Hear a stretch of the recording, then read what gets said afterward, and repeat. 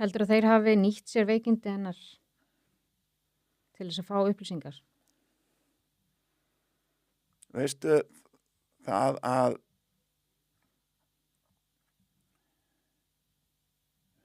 fyrir 4 árum síðan hefði svarað spurningu neitandi, en í dag ætla ég svara játandi. Ég tel því miður að þessi menn, það bara ekki til sem heitir siðferði. Nei. Það bara ekki til hjá þessu fólki.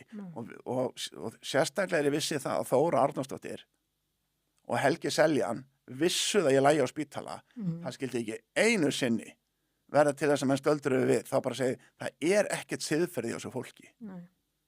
En hafa þau aldrei gefið neina útskýring á því af hverju þau keyptu hennan síma? Nei. Það bara enginn að spyrja það.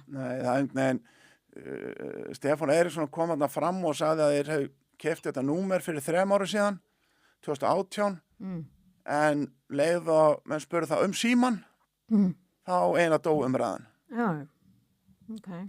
Þá þurfti ekki að ræða þetta neitt frekar og mér finnst nú aðkoma Stefáns Eiríkssonar með hreinum ólíkindum. Þetta fyrir undir lögstjóri. Já.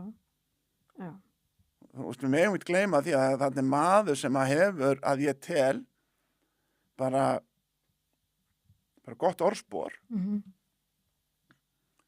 og mér finnst hann eiginlega að vera fórnaði fyrir bara hrein og klára drullusokka.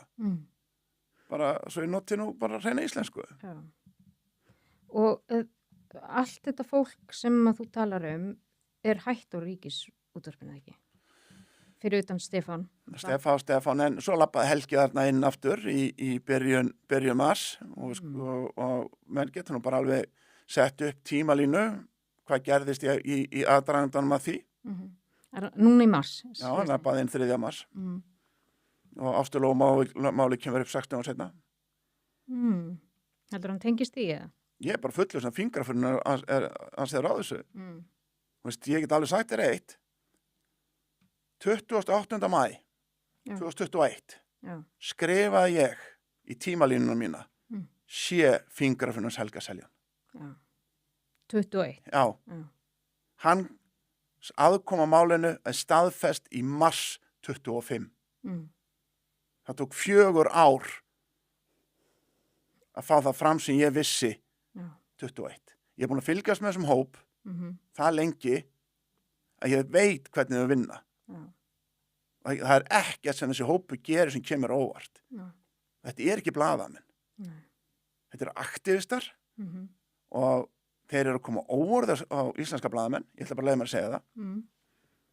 Og ég held því miður geta að stétt íslenska blaðamanna, hún mun ekki standa upp fyrir að losa sig við formanninn. Þannig að ég held að því miður þá bara hún ekki bara manneska til þess að rífa blaðamannsstéttina upp og koma því orði á hana sem við viljum að sé á þessari stétt. Við viljum hafa sterka fjölmiðla. Við viljum að fjölmiðlar veiti ráðamönnum, einstaklingum og fyrirtækjum aðhald. Og þá ég meina aðhald, þá ekki að tala skáldskap, ég ekki að tala svona mannorsmorð eins og tengist þessum hóp, heldur aðhald.